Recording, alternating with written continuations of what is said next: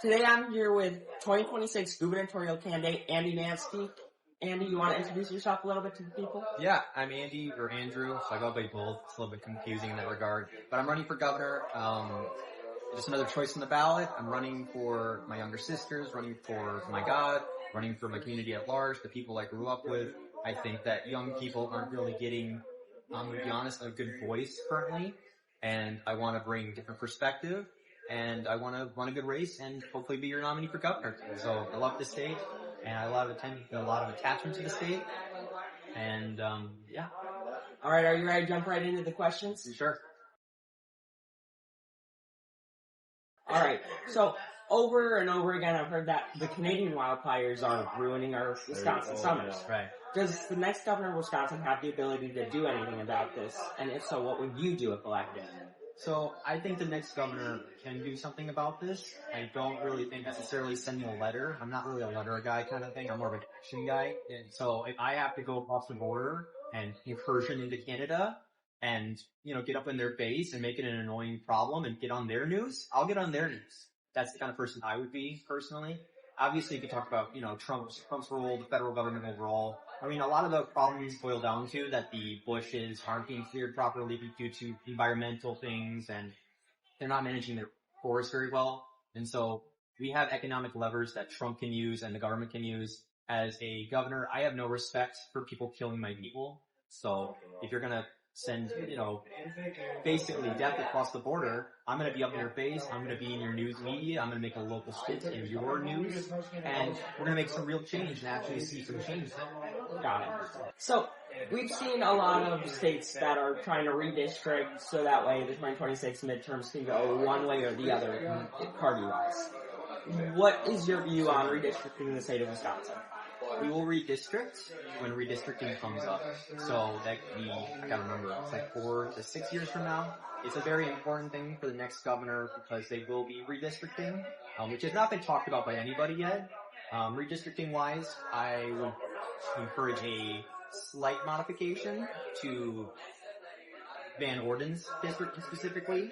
I would not be pushing for Republican by 15, 20, 25 districts, but I would be looking more for a compact, more organized district that looks better and is more with community lines, and would be a slight maybe adjustment here or there, but I'm not necessarily a fan of the fair maps, but I think we have, I would argue, relatively fair maps in Wisconsin because it's pretty split. It's just Democrats have really bad geography.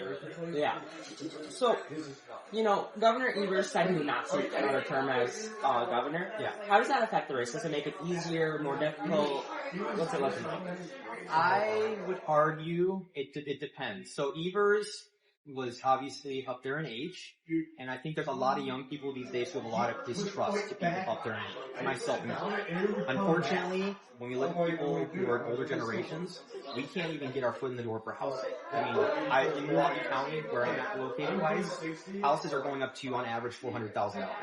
I can't even get my foot in the door. I have a wife, and we want to start a family. We want to, have a future. I mean, rents are up several $100s from probably 20 years ago, let's be clear, okay? Yeah. As young people, we want to have some sort of foot, some sort of element in the door, and that's not bad on us by any means. It's just we want to have the same chance the older generation had. And so, if Tony ran, he wouldn't really interact with the youth much, and I think that would have been a weakness for him, for sure. Incumbency is an advantage, no matter where you have it, right? But we do risk having somebody who's younger, who can relate more, who can interact with different demographics more. It does open the seat more, and I think it's more winnable for Republicans. But you have to run the right Republican to win. And that's what the race is about. So how important do you think it is for the next governor of Wisconsin, whatever party they may be from, to work with the other party? I think, and it's going to sound very strange because some people would be like, oh no, never work with them. I think it's very important, actually. I think that there is an appetite in Wisconsin for common sense changes. And so my campaign is unorthodox because I have both Republican views and liberal views and meshing them together in some ways or another. And so I think even if Democrats were to win, they have failed time and time again on weed and marijuana and all that stuff, right? And I would argue that they are failing the voters, and so I would view it as, let's have some common sense laws. Republicans can get behind that. Democrats can get behind it. Let's combine smoking. Let's combine, alcohol laws. So you can't be, driving high. That's still illegal, right? You can have, like, an establishment, like we're at a local establishment right now, and they can set rules, no marijuana use, no smoking, right? Okay, doesn't happen. Brewers games, no smoking sessions.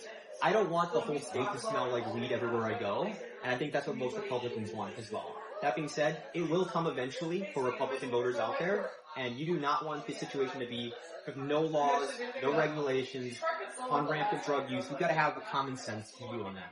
So that's a view where I would work with Democrats and Republicans, get across the line. I have no respect for the legislator, to be honest with you. I think that they wait on bills for far too long or they don't take it. I'm like a governor. They're basically going to get spam mail from me. I'm going to hit them with bill, because we need to get reforms these days. The people, we have a surplus, we don't use it. Or we're spending it on other avenues. I think that's wrong. I think that's disgusting. I think that it's time that the government realizes prices went up 30% in like 6 years. As a young person, that's a real problem. It's a real problem for everyone in this state. Okay? No matter where you go, prices are up. It's a real problem. So I got no respect for them. It's going to be about reforms, pushing for a different Wisconsin, a reimagined Wisconsin. And so I'm willing to cross borders and cross parties to work with the other team and other parties. And I think that we can come back to a common sense solution on many issues and see a better Wisconsin. Got it.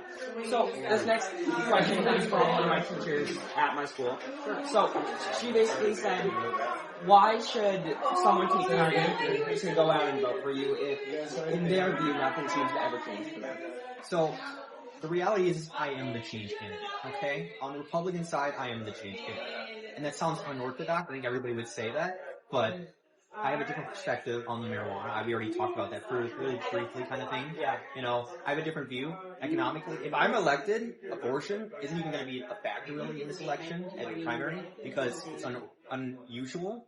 But with abortion, I'm running as somebody who will bring the cost of living down for the average man and woman so they can choose life more naturally. It's a different perspective on a traditional fight between Democrats and Republicans. I'm elected, your costs go down, government shrinks, society gets better. If you can shrink this government down, your taxes can go down. So I absolutely am the change candidate. I'm the wild card. I'm the unorthodox young, upstart. But I believe in Wisconsin that's cheaper, better. I want to protect the way of life of my grandma and grandpa. My grandpa lived up in Ashland County before he passed away. My grandma's been staying with us. It's hard for her to live on her own, on and off, so she's been going back and forth.